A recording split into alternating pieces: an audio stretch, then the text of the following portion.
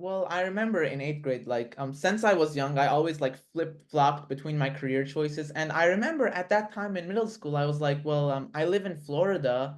I have a lot of family friends who are doctors and ophthalmologists, and that field really stood out to me at that point. And I started doing more research into it in eighth grade. And then as I entered high school, well, I realized that, I have a really strong affinity for aerospace, math, astrophysics, all that stuff. And then after comparing fields, after a while, I realized like maybe ophthalmology isn't for me. So maybe I want to actually study something else in university. And like after doing more research on my passions, I realized, well, the best thing I can do is combine my love for math and physics with my love for astronomy. And that's what led to me deciding to become an aerospace engineer, or at least I hope to become an aerospace engineer.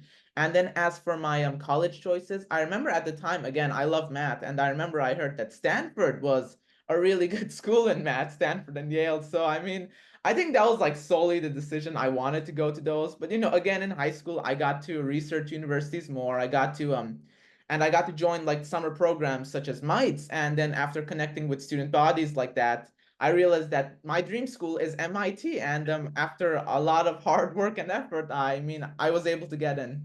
And I got rejected from Stanford and Yale. So Okay, so Oh, well, I mean, it was a wonderful experience. And I mean, I kind of didn't start it off the best way because I remember after you told me about the program and like it was the December of my junior year. So I remember I opened up the application and then I remember I saw like there were like 7 essays you had to write and I did the wrong thing. I remember procrastinating until like 2 days before it was due.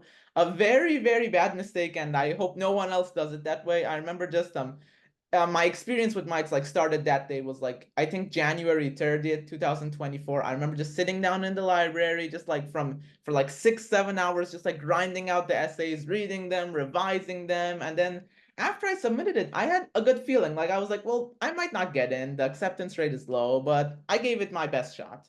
So pretty much then I kind of like forgot about it for a while, and then all of a sudden in April I got an email that I got accepted into the mites program, and I mean I feel like that was the point when my like high school experience, like my college journey actually like truly kickstarted because I remember we joined it in June was like the first day of the mites program, and I was so worried. I was like, oh my God, these are gonna be like the smartest kids in the nation and in the world. I don't belong here. What am I doing here? I'm gonna fail, all this, that, just negative thoughts.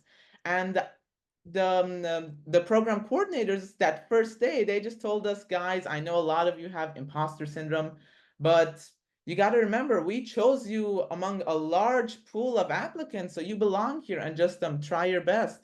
And the 2 months of summer were just such a wonderful experience. I got to connect with a lot of like-minded individuals, made so many friends that I still keep in contact with. And I remember talking to the different instructors we had there, and I used to be really bad with public speaking and just like expressing myself, sharing my ideas, all very important stuff that you need, like both in like the college application process and also in life in general.